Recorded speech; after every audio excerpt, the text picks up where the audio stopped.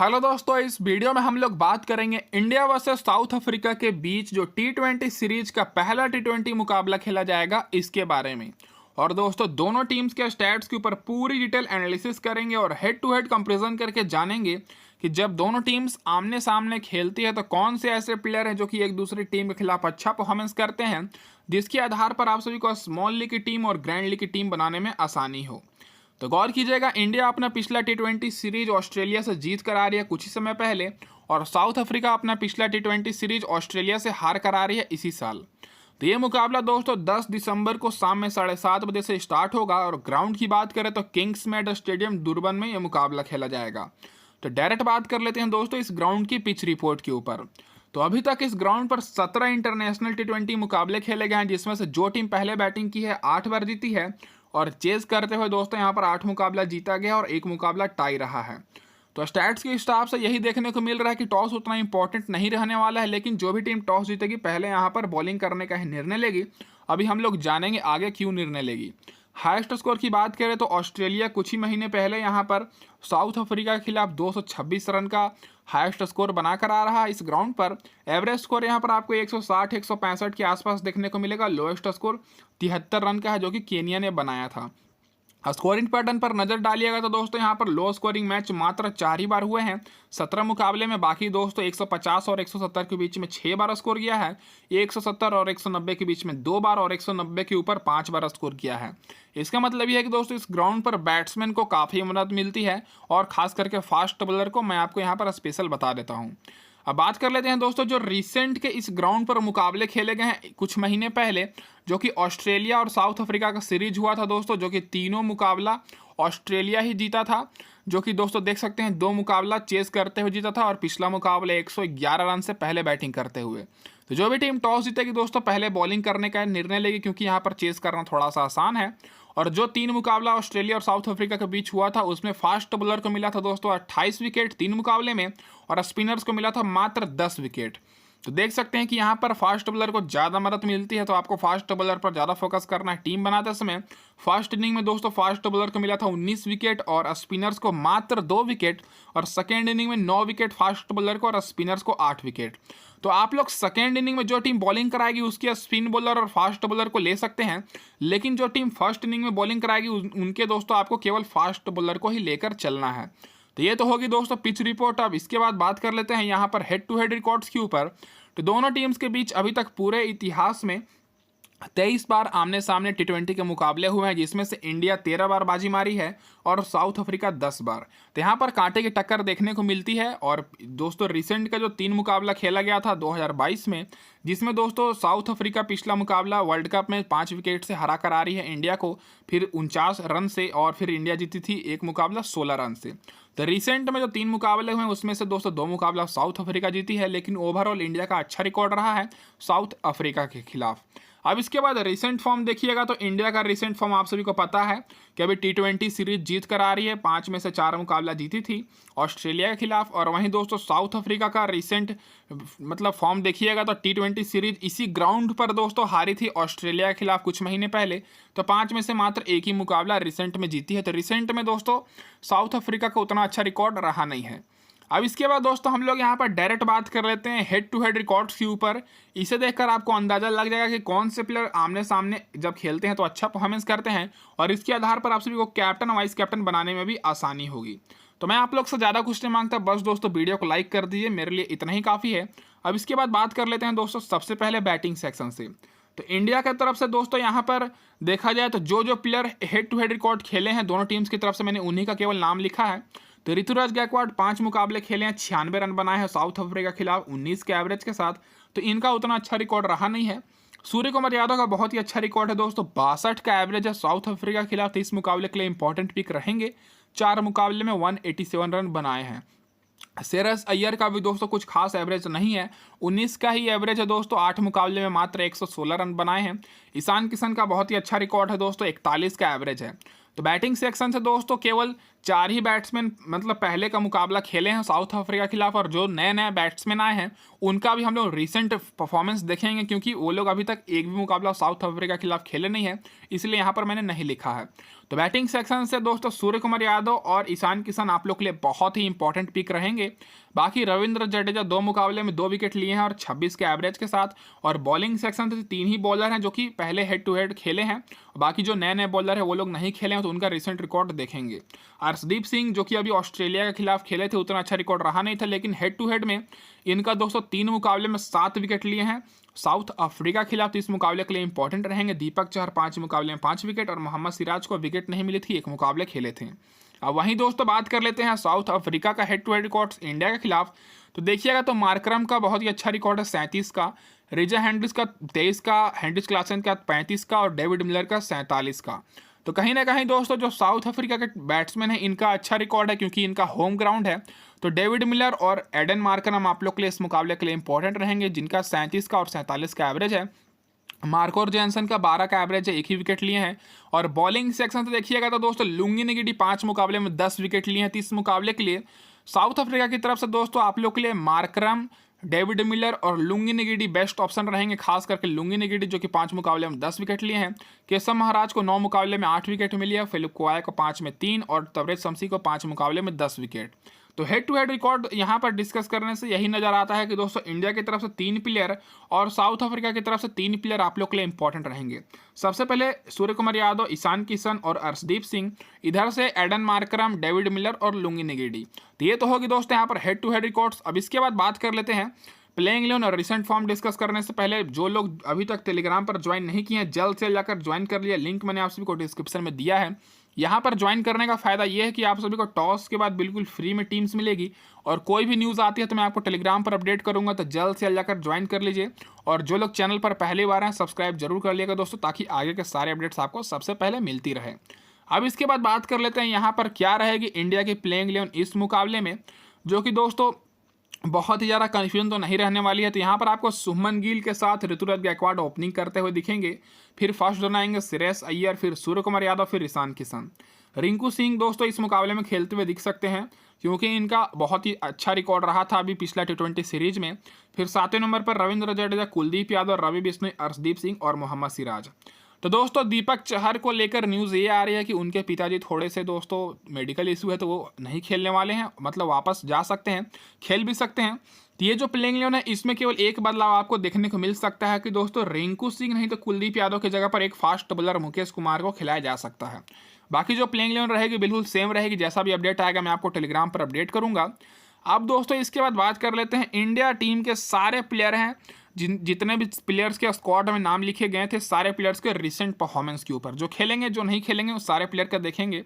तो सबसे पहले बैटिंग सेक्शन से बात करें तो बैटिंग सेक्शन से आप लोग देखिएगा तो शुभमन गिल का वर्ल्ड कप में बहुत ही अच्छा रिकॉर्ड रहा था, भले फाइनल मुकाबले में मात्र 4 रन बनाने पाए थे, लेकिन जो रिसेंट के 5 मुकाबले देखा जाए तो 51 रन, 23 रन और 92 रन बनाए थे।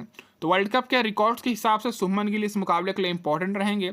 ऋतुराज गायकवाड अभी ऑस्ट्रेलिया के खिलाफ जो T20 सीरीज हो रहा है उसमें बहुत ही अच्छा परफॉर्मेंस किए थे, पिछले मुकाबले में मात्र 10 ही रन बनाने पाए थे, लेकिन इस मुकाबले के लिए इंपॉर्टेंट रहेंगे। पिछले 5 मुकाबले में एक अर्धशतक और एक शतक 123 रन बनाकर आ रहे हैं। श्रेयस अय्यर की बात करें तो दोस्तों T20 सीरीज में 2 मुकाबले खेले थे, 8 रन और 53 रन बनाए थे, लेकिन वर्ल्ड कप में अर्धशतक और शतक में बहुत ही अच्छी पारी खेल कर आ रहे हैं।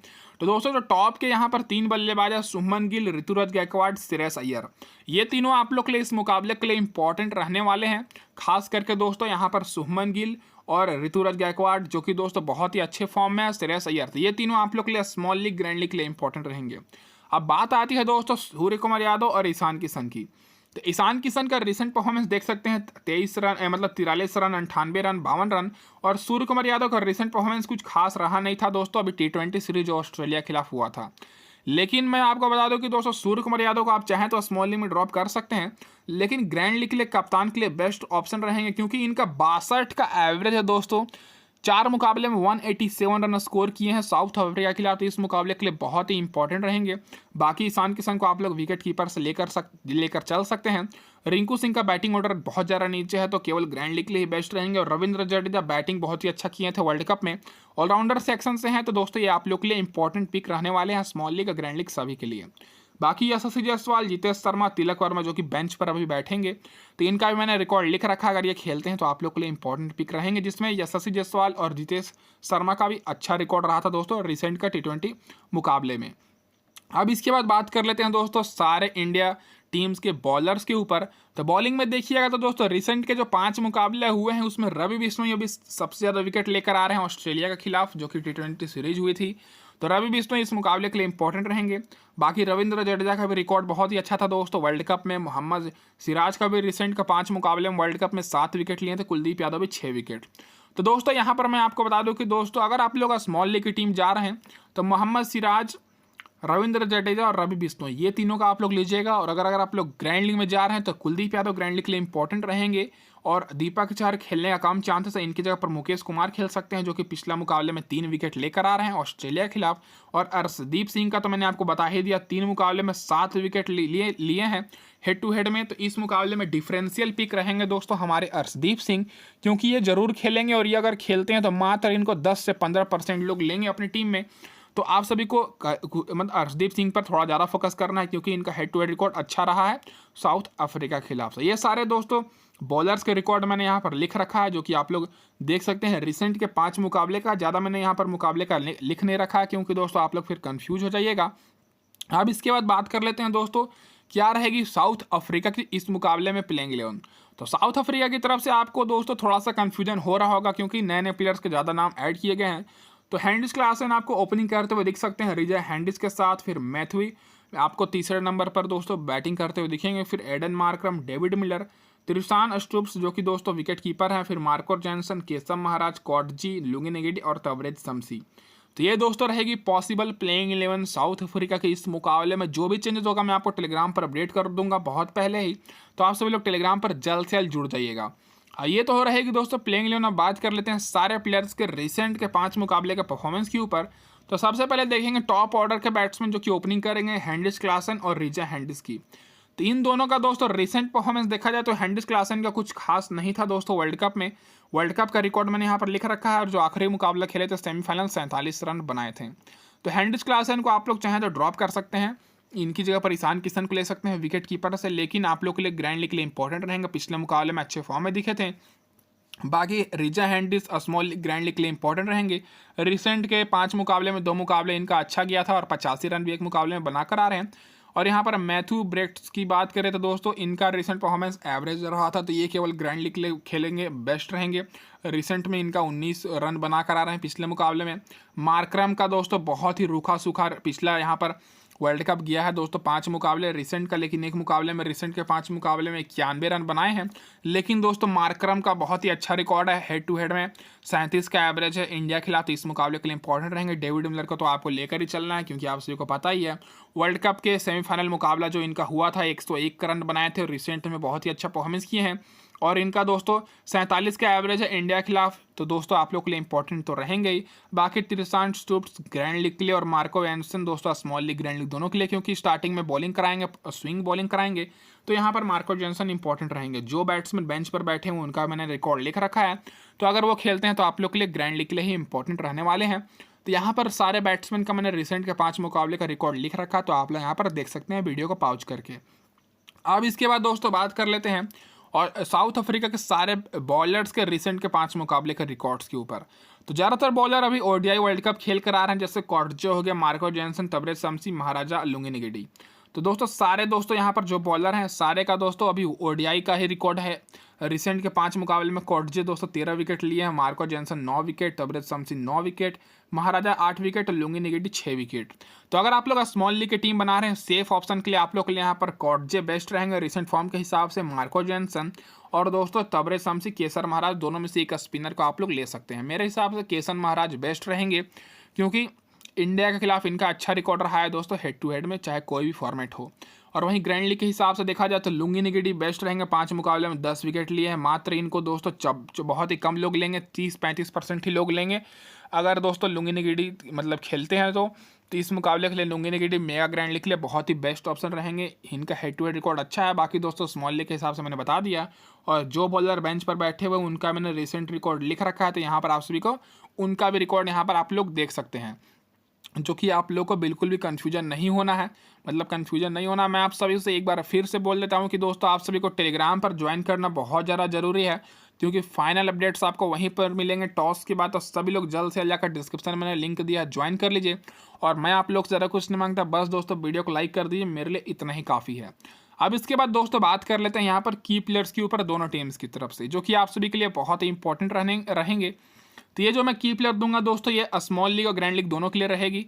तो सबसे पहले बात कर लेते हैं इंडिया की तरफ से। तो शुभमन गिल और ऋतुराज गायकवाड़ आप लोग के लिए इंपॉर्टेंट रहेंगे, क्योंकि दोस्तों इस ग्राउंड पर दोस्तों दोनों ही बहुत ही अच्छा खेलेंगे। और यहाँ पर मैं आपको एक इंटरेस्टिंग स्टैट्स मैं ये बता दूं कि इंडिया और दोस्तों साउथ अफ्रीका के बीच इस ग्राउंड पर 2007 में दोस्तों पहले एक मुकाबला हुआ था T20 का। बहुत पहले हुआ था दोस्तों, 17-16 साल पहले, और उस मुकाबले में इंडिया जीती थी। तो देख सकते हैं कि हेड टू हेड में इस ग्राउंड पर एक तरह से देखा जाए तो इंडिया का रिकॉर्ड रहा है अच्छा खासा। अब इसके बाद बात कर लेते हैं दोस्तों यहाँ पर की प्लेयर्स के ऊपर। तो ऋतुराज गायकवाड़, शुभमन गिल बेस्ट रहेंगे, फिर Shreyas Iyer, Arshdeep Singh head to head के हिसाब से, और रवि बिश्नोई रिसेंट फॉर्म के हिसाब से। बाकी हैंडिस क्लासन, मार्करम बेस्ट रहेंगे, खास करके मार्करम हेड टू हेड के रिकॉर्ड के हिसाब से। मार्को जैनसन, केएसएम महाराज, लुंगिनिगिडी यहाँ पर हेड टू हेड रिकॉर्ड के हिसाब से, जो कि 5 मुकाबले में 10 विकेट लिए हैं, और अर्शदीप सिंह 3 मुकाबले में 7 विकेट एक दूसरे टीम के खिलाफ। तो ये होगी दोस्तों यहाँ पर हमारी पूरी डिटेल एनालिसिस। मैं उम्मीद करता हूँ कि आपको एक एक चीज़ अच्छे से समझ में आई होगी। और चैनल पर पहली बार आए तो सब्सक्राइब जरूर कर दीजिएगा, ताकि आगे के सारे अपडेट्स आपको सबसे पहले मिले। धन्यवाद दोस्तों आप सभी का वीडियो देखने के लिए।